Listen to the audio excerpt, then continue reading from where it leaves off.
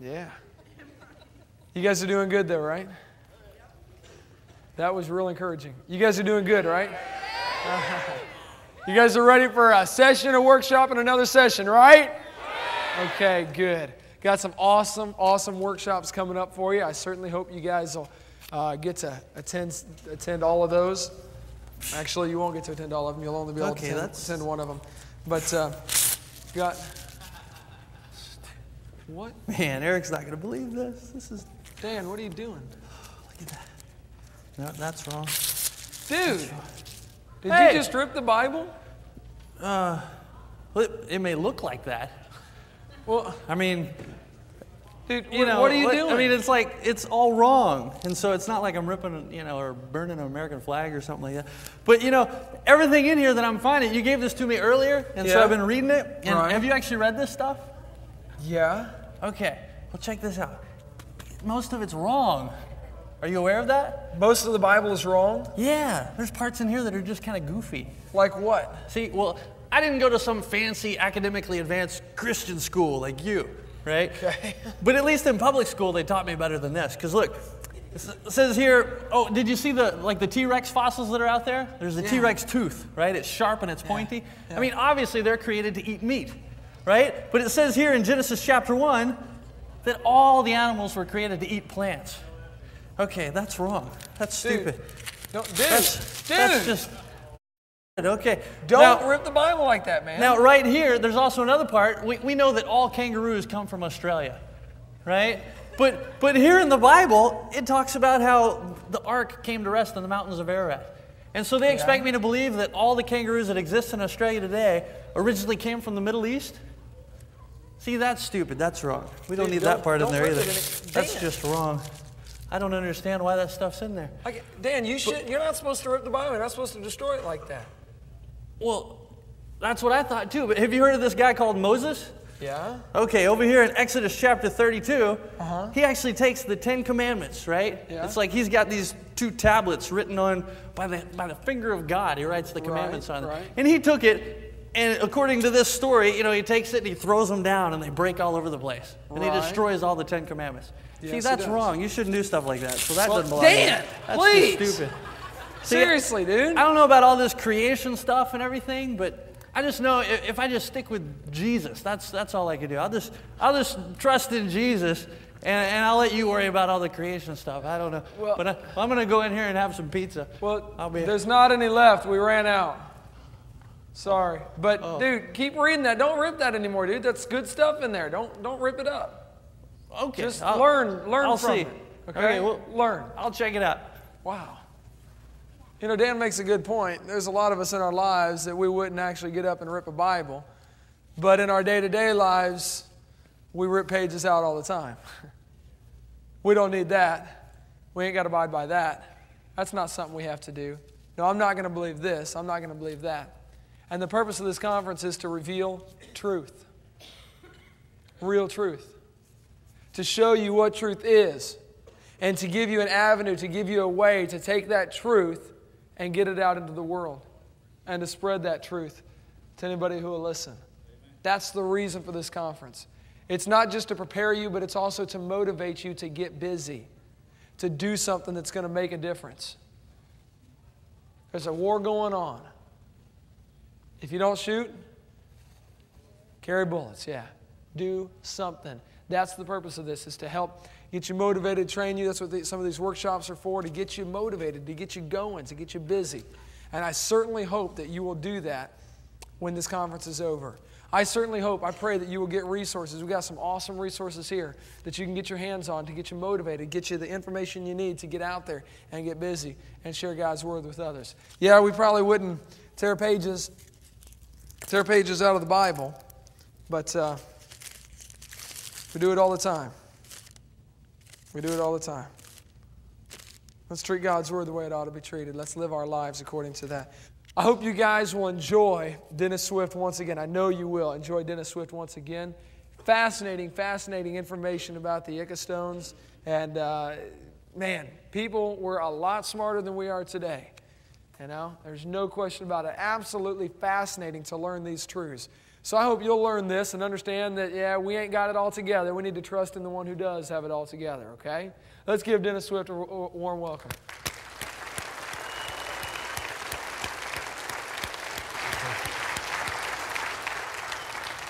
Thank you again, Dr. Swift.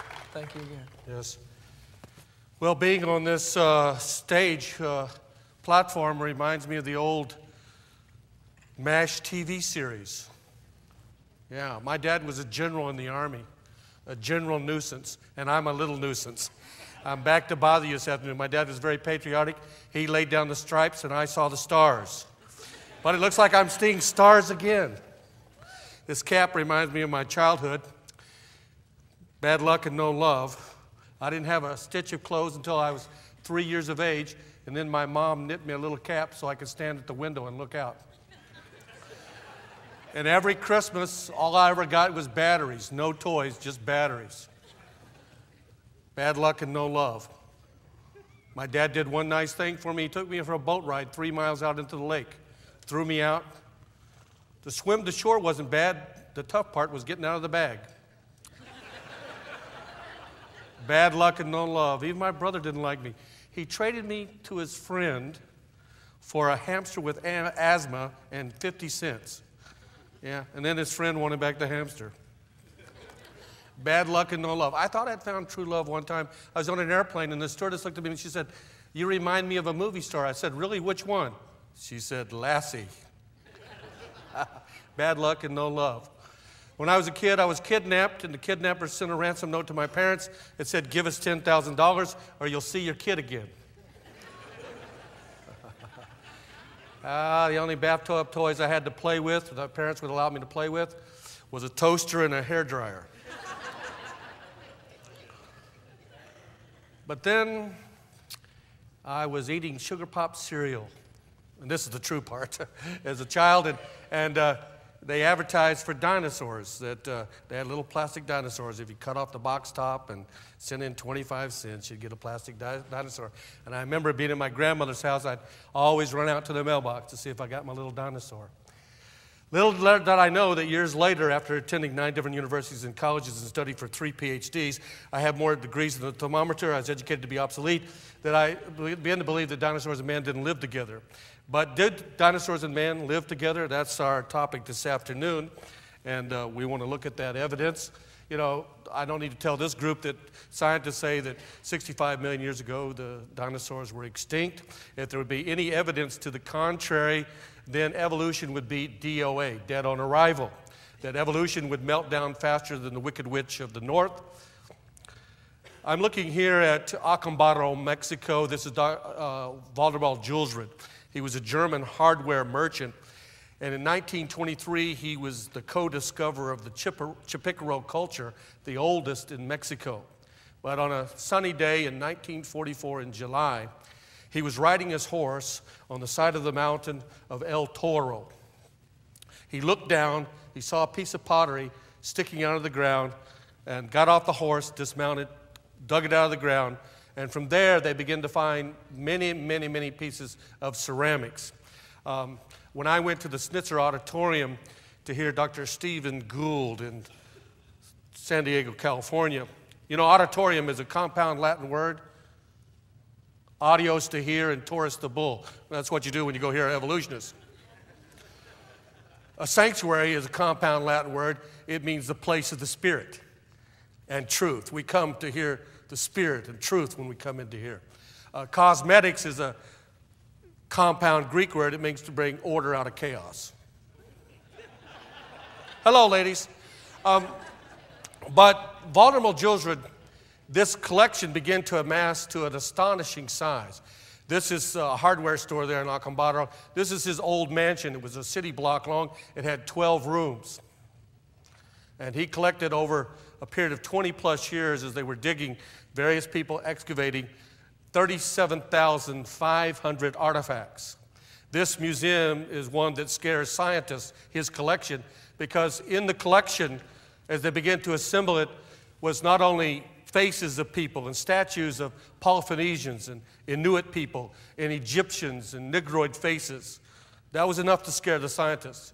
But the most disturbing element of the collection was dinosaurs and man together. I started in 1968. I first heard when I was in high school about the great Acambaro figurines. Acambaro is 180 miles north of Mexico City.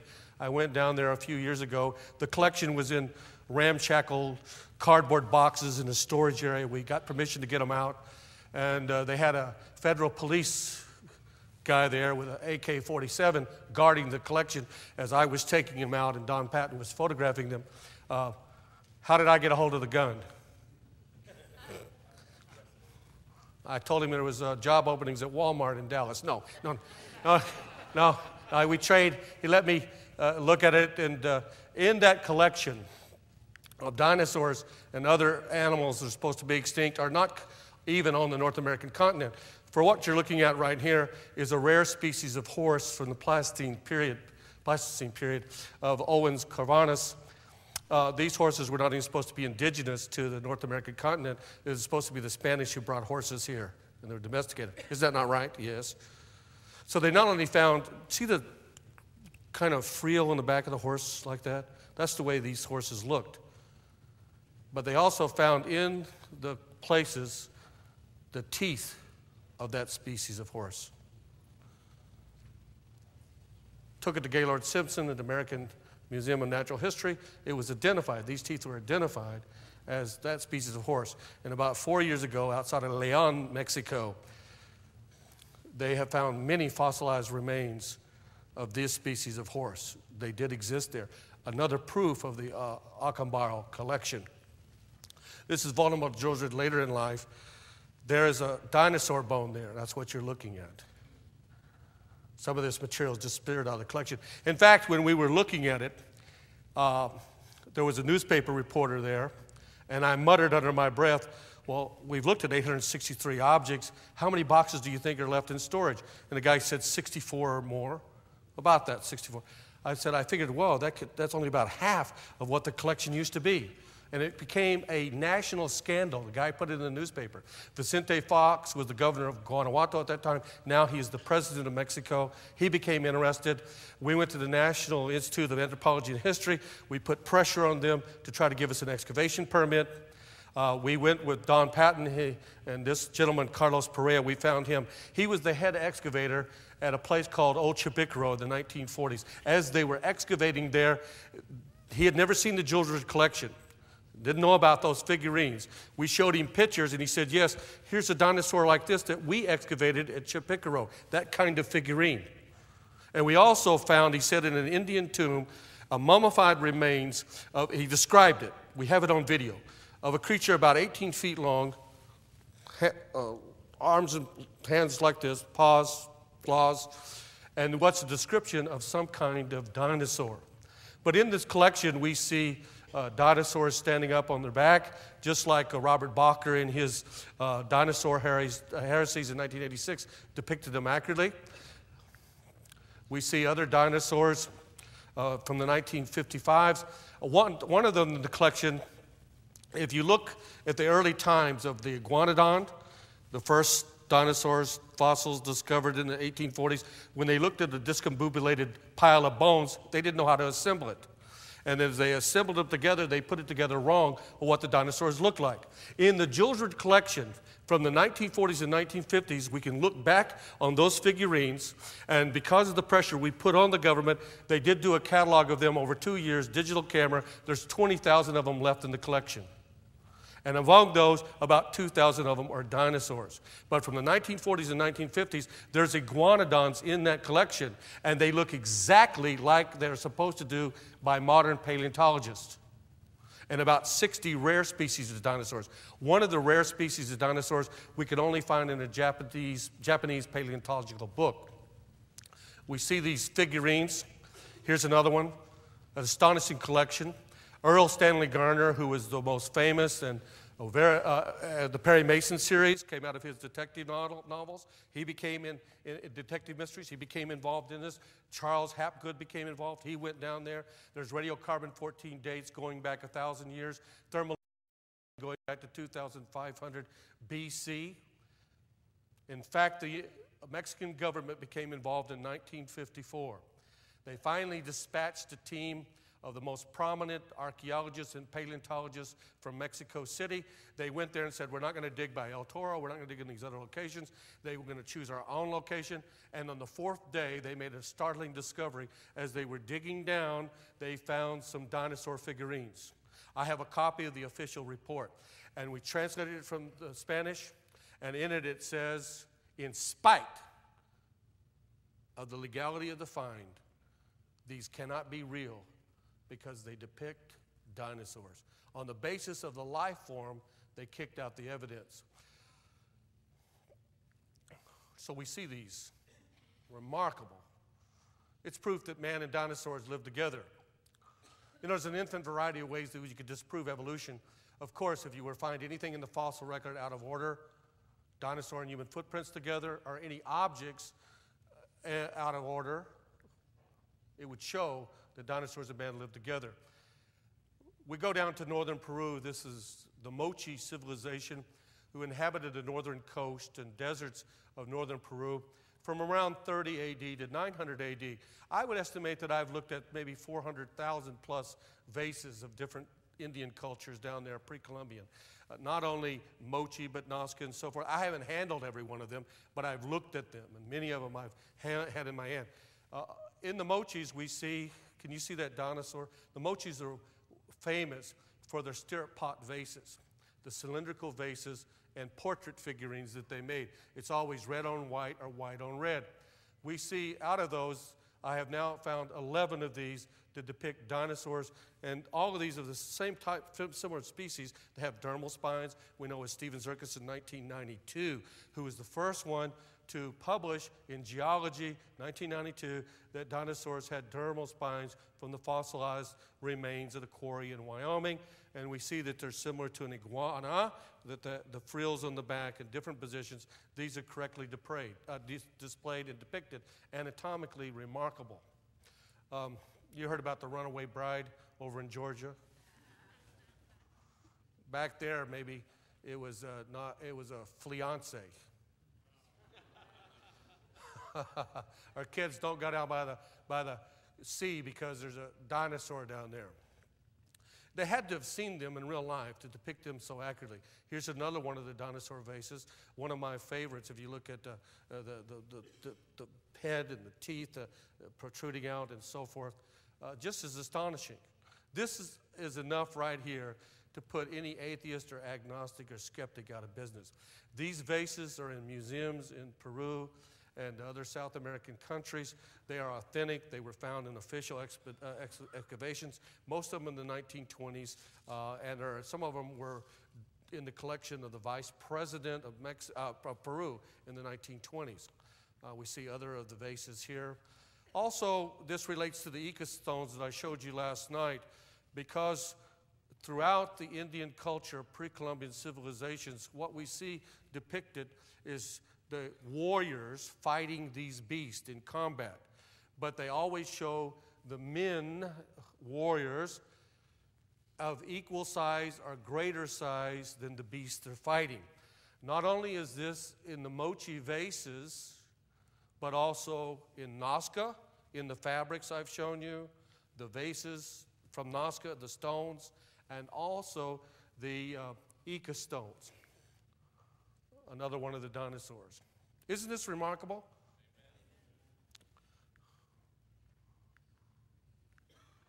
Another one. I just want to go through these for the matter of time that we have here. Another part of their culture was in the Mochi and the Nazcans, in the Mochi was the decapitator. They would cut off the heads of people and they would bury them with the warriors. And in Nazca, about 20% of the graves, you have these trophy heads that they would put on their belts, okay? And here we have a dinosaur creature with a trophy head. What do you have on these stirrup pot vases, cylindrical vases? You have to do a line, they did line drawing painting, and so you have to take, this is an example of them fighting one of these beasts. We go up the coast to Panamernica, and Mochi excavation there. they found a fresco a few years ago. This is a fresco on the wall of a Mochi mound. Can you see the same creature down below? And again, the warriors much larger. This is proof positive that dinosaurs lived contemporaneously with man. You know, the Julesrid collection in Acambaro is a passport for paleontologists to paranoia. When the paleontologists look at that, they have to step back and either dismiss all the evidence or they have to bow to it and say, yes, dinosaurs and man lived together.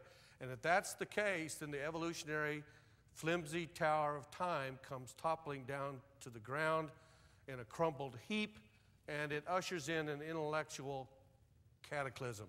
And we would have to rewrite all of the textbooks. This is the Mochi mask. It is in a museum. It's not Nazca, it's not Inca. It's Mochi. It's a funeral mask. It's solid gold. It's about that big. And you see the two creatures on the side that are very much like the fabrics and the vases, dinosaurs. Now we go down to Mexico, El Tajín, in the jungles of Veracruz. You have to join the battle. You know, God did not save us to be spectators, but gladiators. We've got to be spirited Spartacuses. You can't soak, sour, stink, and sink and sit in the pew and stew with the other few. You got to get out there and do something. In the spirit, I'm King Kong strong. I may look like mild-mannered Dennis the Minister, but when you go, on Sunday comes, man, I go into the local phone booth. It's not just same old, same old. I put on my super pastor cape, and I come out to do some battle, my friends. Dr. Bliss's wife, a few years ago, she said they were at a conference, and this very large lady was going into the ladies' restroom. So, shall we say, well-carpeted. And she went in, and they followed her in a minute or two, and she was in there, and she was singing, "I'm just going to sit here till Jesus comes." You can't just sit and do nothing, folks. You got to get out there. Christianity, this is not a picnic. It's a battlefield. There's a war going on. And the commander-in-chief wants you to get out there. In El Tajín, this is seldom visited. It's in the jungles. It's a Mayan ruin, about 100 to 1000 AD. In fact, they have to keep cutting back the jungle because it's overgrowing these ruins. And we went down there. It's a rogues gallery in the sides of spiders and poisonous snakes and all kinds of things. But here what we see on the columns. This was first published in 1968 in Science Digest by Jose Bolio, a Mexican archaeologist. When they were excavating El Tajín, he noticed on one of the columns a pterosaur. And Science Digest published it, a one-page article, and said that this is impossible to a degree, but how could it be that the serpent bird of the Mayans was supposed to be stone dead, this species of pterosaur, for 129 million years ago? How could it be that Mayans and pterosaurs met? But they must have, because they drew it and carved it on a pillar at El Tajín. Now, I went down there, and we were going through, and the guide said, "I've been here 20 years. This doesn't exist. I can tell you." And he asked the other people, he said, "No, there's no such thing." But to humor us Americans, he took us around all the ruins, and we kept looking. He said, "No, senor, this does not exist." I said, "It has to exist. I know it exists." I said, "Have you checked everything?" "Yes, we've gone to every ruin. We've gone to every place."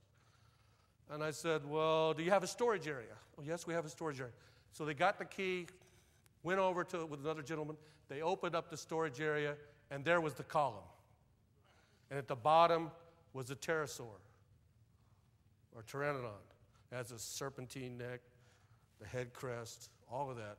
Of course, no permission to photograph. Here's a sketch, one of the books. Now, this is in Utah. I grew up in New Mexico. As I said, it looks like 200,000 square miles of kitty litter. But in 1979, I was at Chaco Canyon, And I studied the Anasazi. The Anasazi inhabited the Colorado Plateau region from about 200 BC to 1300 AD. They exited that area and they disappeared. It used to be a mystery. Now we know that there was a drought. And they just left. They left everything. You know, the last vestiges of their civilization is Mesa Verde. How many of you have ever seen Mesa Verde? Okay. But Chaco Canyon is a large complex. And I believed in theistic evolution. But I was going along, and I found a book that had just been published by Fran Barnes called Canyon Country, Prehistoric Indians. And in the back was a reference to the anomalous rock art about a Diplodocus dinosaur down in the area of Natural Bridges. So a few years later, when I heard a creationist, I didn't believe the creationists had, I thought they were just like the Kellogg's convention, you know, fruits and nuts. They had no evidence. And then finally I heard a creationist. He said, dinosaurs and man live together. Do you know that there's a miracle in your house? Your future is not out there or back there. It's up there in the heavens. You got to reach down and reach up and pull it down. But not only that, God has probably already placed something in your hands right now that's going to change your life. And that book changed my life because years later when I heard somebody, it popped in the back of my mind. I used to read 3 or 4 books a week, and I did that for about 20 years. I have thousands and thousands and thousands and thousands of books. But that one book changed my life. And I went in there, and I called some people, and I said, let's go looking for that. I went to Fran Barnes in Moab, Utah. He said, I've never seen it. We couldn't find anybody who had seen it. And I searched off and on for it for 6 years. In fact, if you used to go there in this canyon region, which is now part of the Natural Bridges Monument, you used to have to go by horseback 12 miles. And then you'd have to climb down this winding path into the bottom. And in fact, when the Anasazi left in 13 AD, they left everything intact. They left their ruins, they left the pillar posts. Usually they would always take the trees with them. The pottery was left there. In about 1300 AD, they evacuated, and for 700 years, almost no one was ever in that canyon. Maybe a few Ute Indians. The first major exploration of this canyon was 1961, the Audrey Hobler expedition. And under Kachina Bridge is this petroglyph. It's Anasazi. How do we know it's Anasazi? Number one, the Cayente Anasazi were the people who were down in that region into the canyon. It is done by the stipple method. The stipple method, the Indians, this is a 12-foot ledge. I've gone down in there with a ladder. The Indians used to make wooden ladders. It's 12 feet up.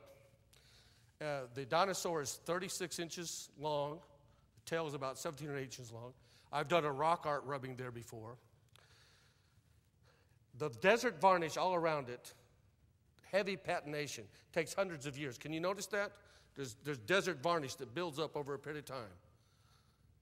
We know that it's Anasazi based on the other petroglyphs all around it. A petroglyph is a Greek word. Compound means rock carving. And they used it. They would take a chisel with a beveled end after they drew it out like this. And then they had hammers, stone hammers, and they go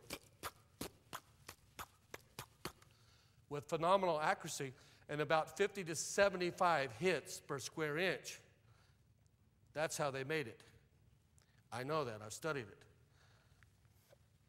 Showing here how they went there and did the stipple method, hitting it. Here's an artist's rendering of it. This is from 1961, the expedition. Polly Shasma, who is a world-renowned authority on rock art. Notice what they say, a dinosaur-like zoomorphic petroglyph. Here's the rock art rubbing that I've done. You can't do that anymore, so don't try it. But I was the one who brought this back into the light of creationism, published on it back in the 1980s and early 90s. How many of you remember that movie, Planet of the Apes? That epic, best blockbuster movie where the astronauts go out into space, and after several years, they come back, and eons have passed by on Earth. And Taylor, the astronaut who's played by Charlton Heston, He comes and he finds it's a strange, weird world because orangutans and chimpanzees and gorillas are walking around upright and speaking, and humans are in zoos. I used to go to the San Diego Zoo, the world's largest zoo, because animals come from all over the world to watch people. And these apes are watching the people, and they capture him and the other astronauts. They got him in there. And then there's Dr. Zaius, the evil gorilla. And he suppresses scientific truth, and they have a tribunal, and here comes Charlton Heston in chains, and they take him there, and he says, this is scientific heresy. Apes have always been here. Humans are ignorant, and they can't speak. And Charlton Heston speaks, and Dr. Zaius goes loony, and he says, Zara must have performed an experiment on you, and you're a mental monster. And somehow, Charlton Heston escapes, and he jumps on a horse, and he's riding away. And the gun-toting gorillas are on horseback with Dr. Zaius in hot pursuit, and they're going to the forbidden zone. No ape has been in the forbidden zone for 1,200 years because when they were digging archaeologically, they had to abandon it because of what they found. And then Charlton Heston and all the people are up in the cave. You remember that? And here comes Dr. Zaius. And Charlton Heston starts there's the ancient diggings of the archaeologists of the apes, and they found these artifacts. And Charlton Heston holds them up and says, see, this proves. And then finally he picks up from the lowest level a human doll that's dusty. And Dr. Zaius debunks it and says, my granddaughter plays with human dolls. And then somehow they pull the string, and the doll cries, Mama, Mama. Oh no, humans speak. All the theories are wrong. That petroglyph of a dinosaur is the equivalent of finding a doll. Did you hear me? It is a pedestal-smashing blow to evolution. I might do my own movie. I'd call it The Planet of the Evolutionists. That here is a remote Indian tribe in Colorado, cut off from civilization for thousands of years. And National Geographic finds them. And of course, you've got to educate the savages. So they send the Native Americans away to schools, and the young braves come back talking about evolution. And dinosaurs were millions of years ago. And the wise old chief, played by me, says, wait a minute. Our ancestors, the ancient ones, they danced not only with wolves, but probably danced with dinosaurs. And then you have this scene where the chief takes the Indians and the evolutionists and the scientists and the news media down into the canyon. And Mel Gibson is playing me at that part. And they say, where's the evidence? And in that dramatic moment, he points up. There it is, the dinosaur on the canyon wall. And the braves go, yes, yes, yes. And they start dancing to Dancing with Dinosaurs tune. And they're all just jubilation because it destroys evolution. But of course, just like in the movie The Planet of the Apes, they blew up the cave. The evolutionists want to blow up the evidence. But when they get down there in the bottom of the canyon, they find Dr. Carl Ball, Ken Hovind, Dr. Quazzo, linked hand to hand around the sacred shrine, protecting it.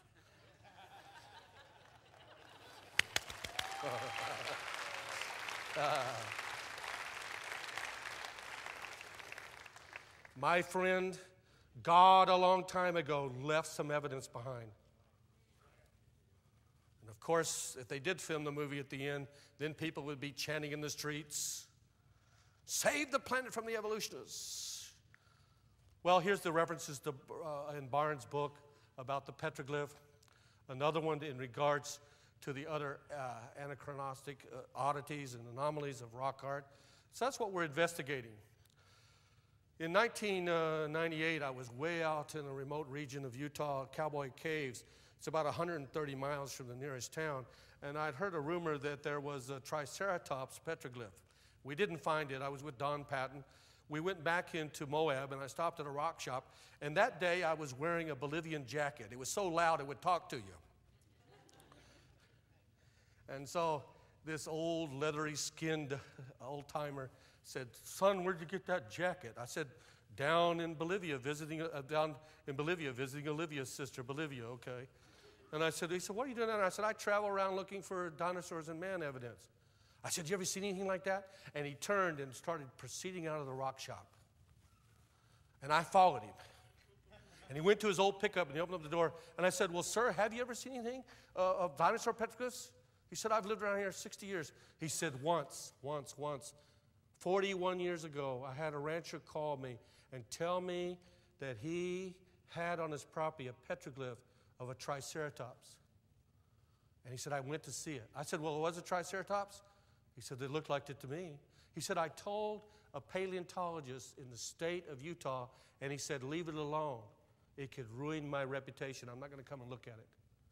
And this old guy started swearing and saying, well, you know, who cares about your reputation? Aren't you caring about the truth? I said, tell us where it's at. He said, well, you go, 46 miles like this, and you go down this winding path, and there's a hay bale down there, and there's this cliff that everything looks the same. He hadn't been there for 41 years.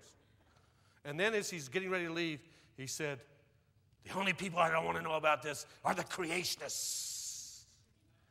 You're not one of those creationists, are you? No, I'm not saying. So I said, Don, let's go. And we went chasing off, and we went down in this winding path and near south, just across the border, the Utah LaSalle Canyon. And this canyon was not, no white people, no settlers had even gone in there until the late 1870s. Very remote. Do you see the triceratops, the three horns, the parrot beak, everything? We know this is Abajo, LaSalle, Anasazi Indians for a fact. And so we're looking at about 1000 AD. I did a rock art rubbing of it. You see the stipple method again, chipping, boom, boom, boom, boom, boom, boom, boom. You can see the indentations, the weatherization, the pitting. That's impossible to fake. And the little man, the first publication scientifically, any knowledge of the Triceratops, was 1881. I found a man, he's now deceased. His brother in 1914 inscribed his name on the other side of the panel, right in the rock. And if you look at it, it's bright white. The other things is desert varnish. This man, his family had homesteaded the place many, many years ago, and he had first seen it in 1917. So it was there, all the way back in there. So it's not something new. It wasn't faked. This is do you see the kebab type earrings? The Abajo LaSalle Indians had big earrings. There again, the Triceratops. This is probably Buckaroo Banzai, the cowboy. Wee-haw, riding the Triceratops. Now I take you to another place, the Hornado Mugiwan Indians, who were contemporaneous with the Anasazi about 200 BC to 1400 AD. My first time I ever flew to California, I was on a plane, and a little old lady said, son, where are you going? I said, I'm going to El Cajon and San Jose. She said, out here we pronounce that J like an H. It's El Cajon and San Jose. How long are you going to be staying? Oh, only until June or January. Okay. Anyway, it's not Jornada Honana Mugiwan Indians.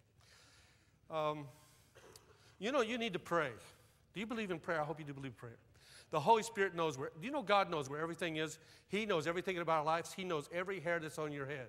He's got them numbered. In some cases, He knows how many hairs are not on your head. He knows your true weight that should be on your driver's license. He knows how many strands are in your wig. He knows your true hair color. He's known every person who ever lived here. He knows everything about it. He knows where every object is. He knows where everything has ever been buried, and He knows about it. And if you'll pray to Him, Jesus said, you have not because you ask not. He said, my sheep hear my voice. Some way there ought to be a dynamic mental image, some kind of prompting by the Spirit of God for you to get off your differential, and God would lead you to things if you begin to pray. I believe that. I believe it.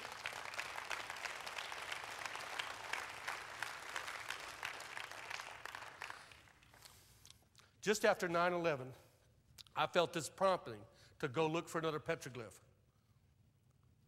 Nobody else was flying. I got on United anyway. United flight 5050, go on to runway 13 and take your chance. Anyway, I got on the...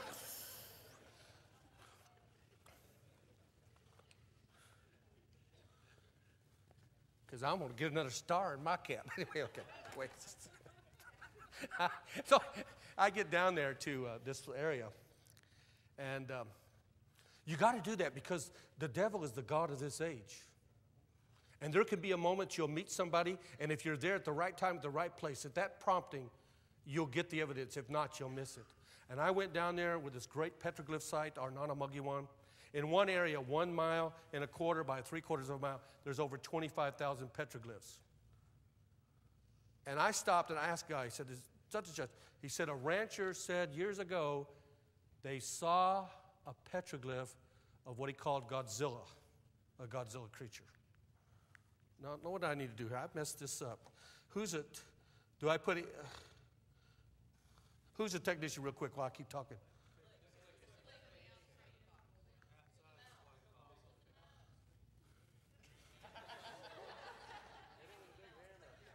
Anybody can have a creation ministry.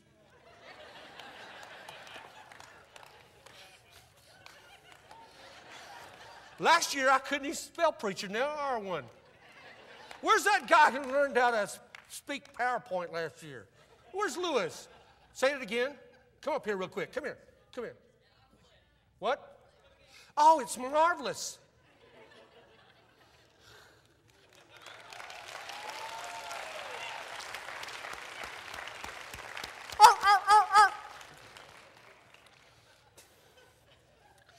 Do you see the dinosaur on the left, the rock, the flamboyant head crest, the teeth, everything? And then the deer, the dinosaur is up on its hind legs like this, and across it is a deer. Of course, it's stylized a little bit. You can tell that's a deer, even though deers don't have rectangular-shaped bodies. See it? Now look at a Paracephalophus. Look at that. That's what that is. The Indians had to see it. Look at the eye structure right here. Just like a modern paleontologist would draw it. Phenomenal. Uh-oh. Oh, I missed one. The next one was supposed to be this big dinosaur of a fire-breathing dragon. Somehow it got lost here. That's why it said, "Did you see that?"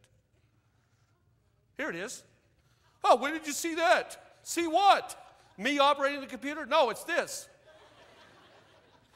Job 41, verses 18 through 21. The Leviathan, remember? Out of his mouth come burning lamps, sparks leap out of his nostrils, smoke as a boiling cauldron or a seething pot.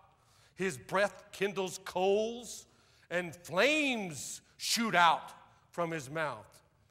What is that but a description of a fire-breathing dinosaur? By the way, when the patriarch Job, pitifully buffeted Job, sitting in an ash heap, covered with boils, crying out of his abysmal misery, lost his family, lost his fortune, lost everything, and he's asking God why. How did God answer him?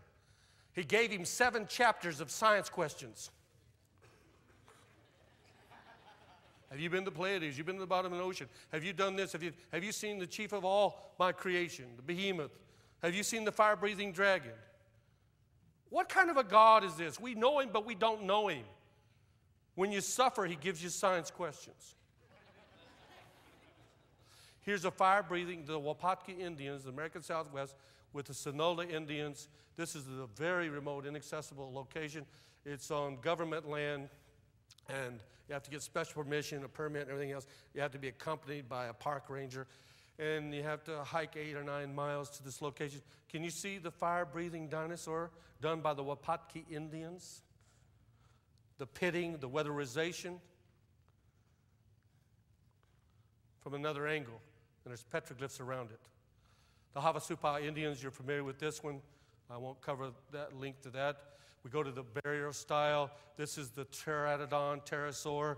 It's down in the San Rafael swell region of Utah. I first investigated this in the early 1980s. You can see depicted on sandstone. Many people take this area for granted, but actually it's sandstone. And you look at the pterosaur, 8 feet 6 inch wingspread. And when I first wrote about it in journals, people said, no, it's not a pterosaur, it's not a pteranodon, because look, the wings are billowing out like this. Now we know that some of the species of pterosaurs could hover like a kite hawk, and they had flexible membranes, and they could hover over their prey. Then they said, no, it can't be a pterosaur because of the web-like feet. And I said, well, you know, pterosaurs and pteranodons in swamps, they probably had feet like ducks. Now we have found fossilized evidence down in Brazil in the Santana Formation that they did have web feet. Also, you'll notice the flamboyant head crest. According to Robert Bacher, the pteranodons had this kind of flamboyant headgear. Here's a depiction of it here. Also, it's done in hematite. This was done by the Desert Archaea Indians about 2000 BC. They would take a reed straw from the river, a reed. They mixed an emulsifier of egg whites and other materials, and they had minerals, hematite, and they would take it like this. And this is a pictograph, which means a rock painting. And they would spray it. And that's the way that's done. And on the top of the wings, or the pteranodon means 5-clawed, there are claws on the top of the wings. And I've done microscopic studies. There's teeth right here in the beak going out. And then there's a bulbous point at the end. And people said 10 years ago, oh, no, there's no species of pteranodons that had that kind of a beak. Now we have found in Italy some evidence that indeed some species of tyrannosaurs had this kind of bulbous bulb at the end of the beak. The Indians had to have seen it to draw it accurately. And you know the thunderbird, and all Indian legends about the thunderbird, that the thunderbird, when it flew, that the wind and the air would vibrate and the earth would thunder. They were so big. The Inuits up in Alaska say that this bird was so large that it could grasp a small baby whale in its talons.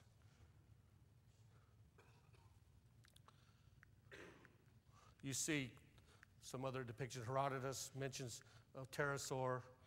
This is La Salle Baja Indians down in the Indian Creek area of Utah. Strethomymus, Erythromymus, you can see, look like that. This is the Mayan vase down in Mexico that I found. See it? Like a Allosaurus or an Albertosaurus. 100 AD. Now the jungles of the Yucatan, the Judgment Memorial at Bonampak.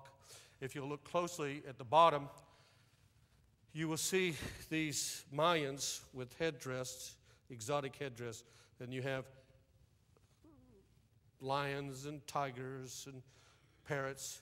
And one of them is of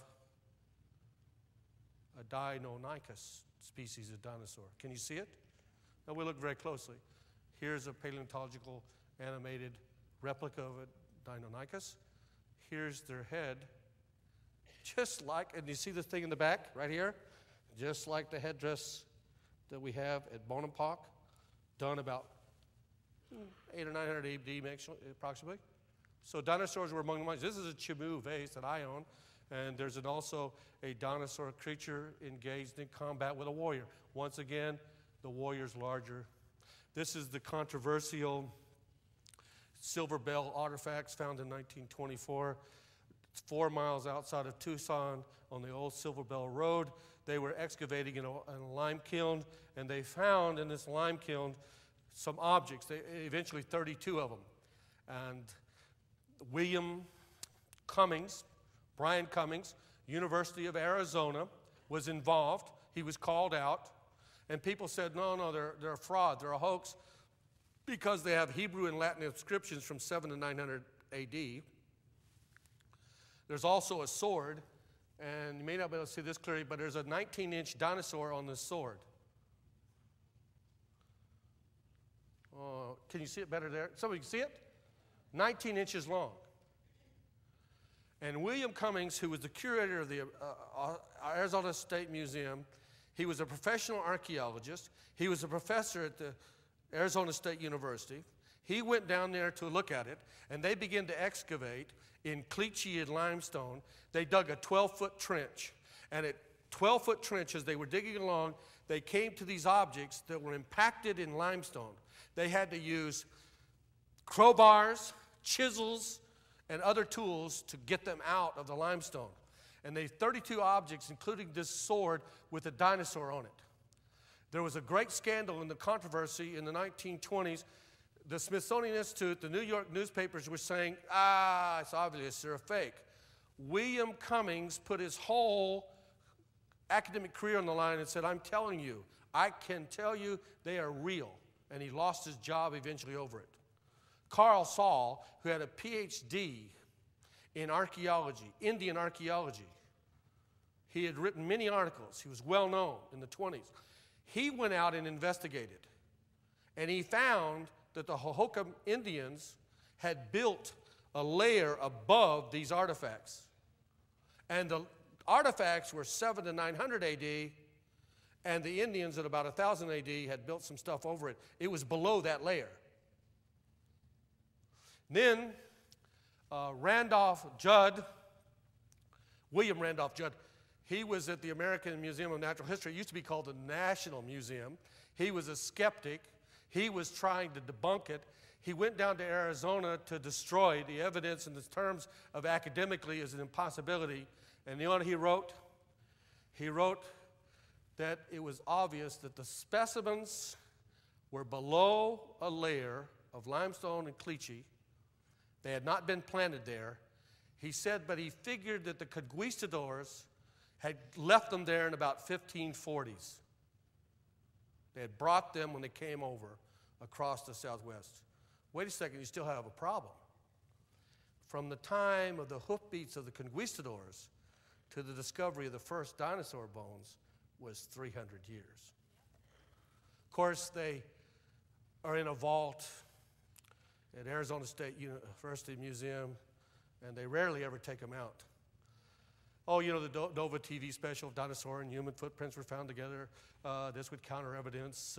Ernest Meyer said that creationists have stated that dinosaurs and man were contemporaneous. If that momentous statement were true, then the names of the discoverers would be thundered down the halls of time. These individuals would be known as making one of the greatest discoveries of the 20th century. I'd like to thank him for the compliment. Evolution is down for the count. I gave up boxing because of my hands. The referee kept stepping on them. I had the champ on one knee the other day. He was on one knee, making sure I was all right. Hey, you know what a woman tells a man with two black eyes? Nothing. She's already told him twice. All right, I mean, listen, evolution loses on the basis of the petroglyphs, the ceramics, the ecostones. Now let's look at some dinosaur and human footprints. Let's go to the American Southwest. When I was at the site looking at the Harnonamungwan Indians, I was praying. I said, Lord, if there's anything else anywhere, please show it to me, help me. And the next day, I took a different route home than I normally would to the airport. And I came to a place where there was only 4 people who lived in that area. Only 4. And I was talking with this guy, and I said, you ever see anything strange? Like what you mean strange? Because this guy was like a redneck rancher, and the guy across the street was a survivalist, liberal. There's only people who lived in town, these 2 families, 4 people. And he said, well, I said about dinosaur tracks or human tracks. And he said, well, I have a friend named Lefty. A few years ago, he was riding horseback up in this canyon. He fell off. The horse bucked. He fell off. And he swears that he saw on this slab these human footprints and dinosaur tracks. Really? Hey, wait, did we pray about this? Does God not know? Who knows? Does not God know that Lefty lives somewhere in the American Southwest? And that he's Spanish? He's the guy I told about the job at Walmart. No. Anyway, what happened, eventually, several years we went looking, and Lefty had a vague description. We're going up in these canyons, and you're looking at this slab. It's about 10 feet by 12 feet, and on the slab are about 8 or 9 footprints, or some child footprints, in a layer of rock that over 100 million years old. There's 9.5 foot size footprints, 10 foot, 10, size 10, size 12. We had to put a little water on it so you can see them. There was a layer of dust covering them. We had a long time to find them. You see this one? This is humongous. This is 18.5 inches long. Why? We know people didn't have feet that big. 18 and a half inches, that's a whopper, isn't it? That's about a size 26. Shaquille O'Neal only weighs a size 24. The largest size shoe right now in America is a size 44 by a young man who lives down in Texas. I went to Oddball Shoes in Portland a few years ago, and they gave me the sketch, the guy's footprint sketched out. And Dr. Ball has some of this material, and New Balance gave him his first pair of shoes. It cost him over $5,000. Before that, he used to put plywood on the bottom of his feet with rubber hose stuff. Bad luck and no love. And then what happened is he came along, and they gave him these shoes. 18 and a half inches. And it also has 6 toes. Did you know it was a common occurrence among Anastasis we found in their tombs and graves in the American Southwest that a percentage of those people had larger feet, but lots of them had 6 toes and 6 fingers. And in the petroglyphs, you'll see 6 fingers, 6 toes. Here's a giant, so to speak. Fossilized giant, supposed to be 12 feet tall. Remember David in the Bible, 9-1, Goliath? And he went out there with a slingshot. Here's the slingshot 2,000 years old.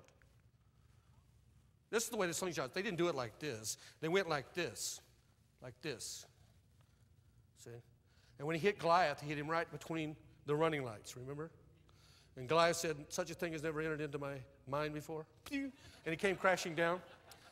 The American Medical Journal in 1985 did a study, and they found of giantism that people who become giants, that they have the last part is a soft spot right in their head when the bones form. This is in a medical article. I'm not a medical expert. I'm Mr. Know a few things, but that's what the medical article said. And David with a rag and a rock, heads begin to roll.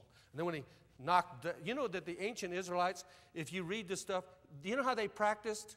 They practiced aiming at the head. It wasn't by accident.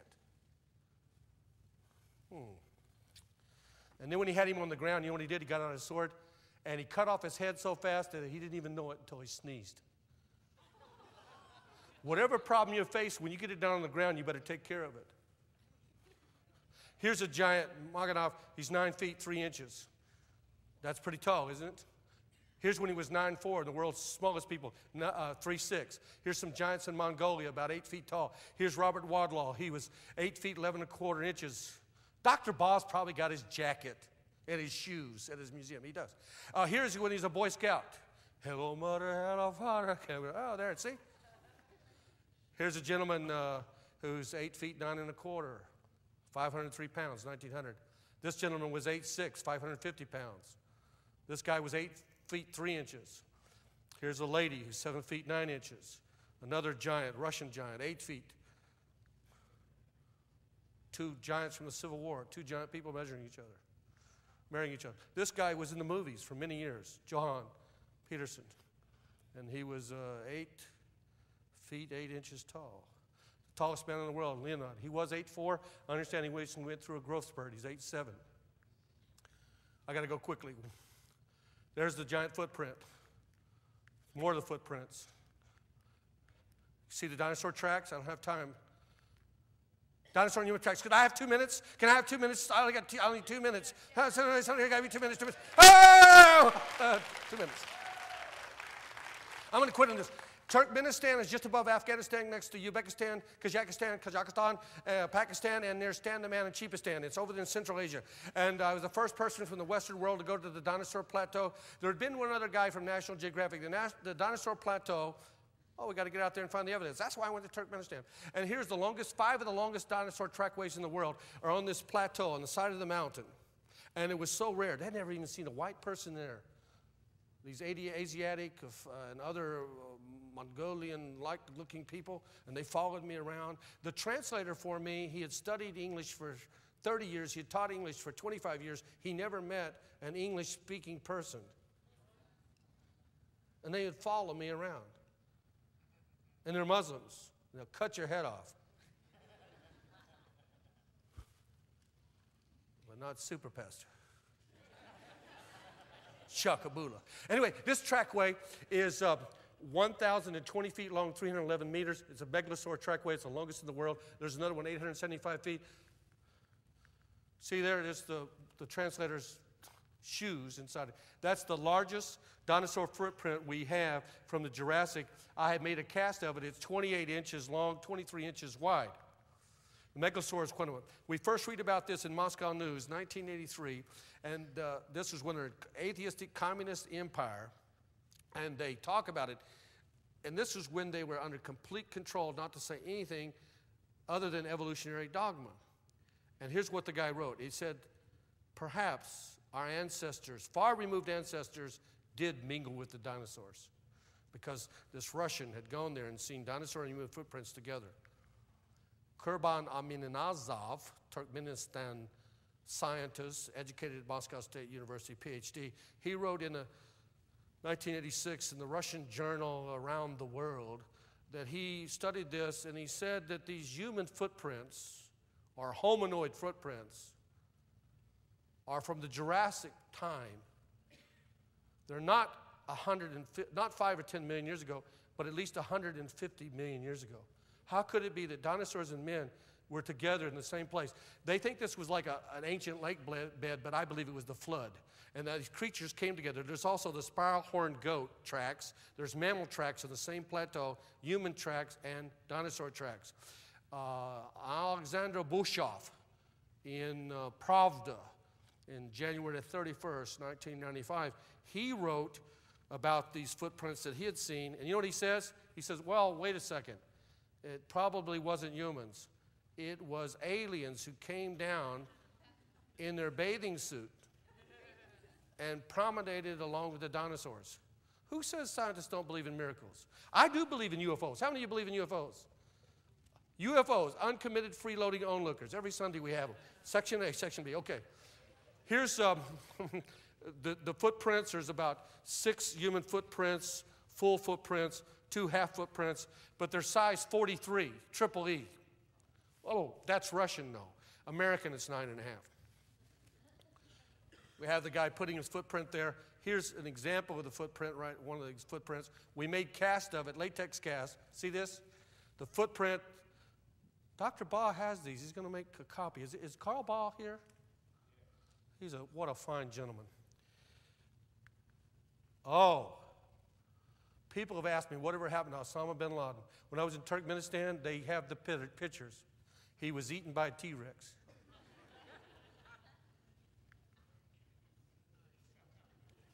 Just having fun. Thanks. We're done.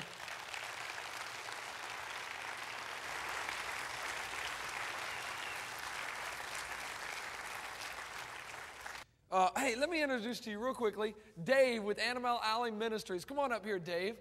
Sure. Yeah, give him a hand. Dave with Animal Alley Ministries. Thank you, Eric. He has been educating and entertaining your children with live animals, and it's absolutely awesome. I mean, your kids, have they told you how awesome the animals are? Absolutely awesome, man. Having a great time. So we appreciate Dave being here.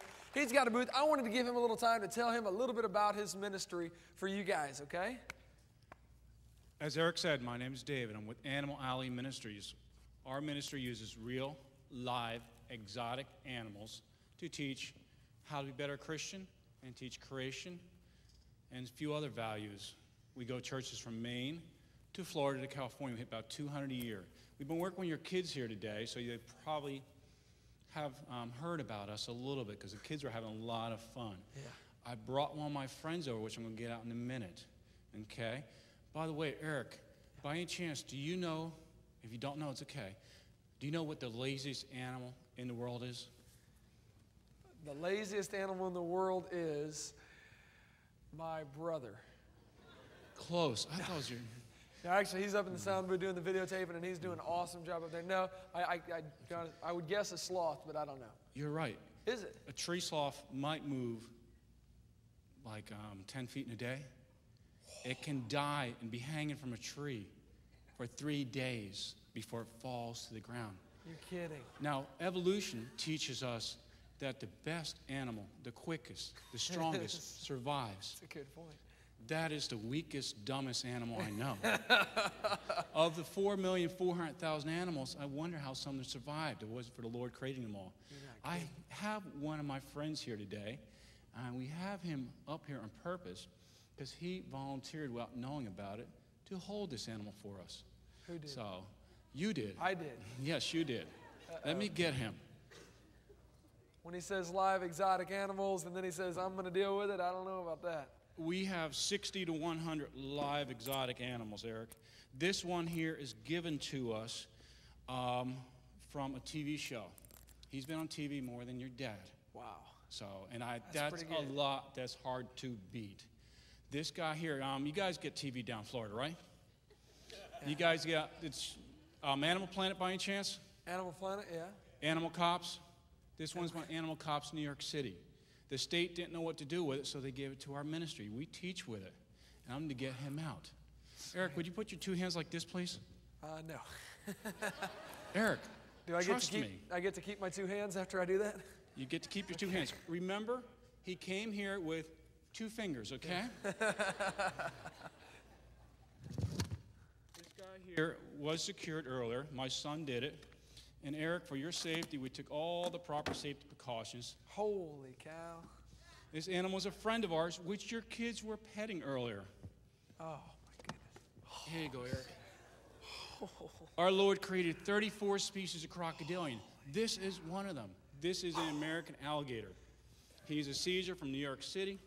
No. When he grows up, he can be 6 to 9 to 12 to 14 feet. Oh, my. The Lord created him as a perfect hunting machine. He goes very fast, and this jaw has 3,000 pounds of pressure when he grows up. And right now, for his safety, we went to Walmart and got the best electrical tape we could get for 38 cents. Okay, Dave. So, Dave. And he has a very powerful jaw. So we go around teaching. I'm going to take him back so Eric can keep his fingers, okay? Thank you. Thank you for the time, I'll hold Eric. the mic instead. Oh, boy.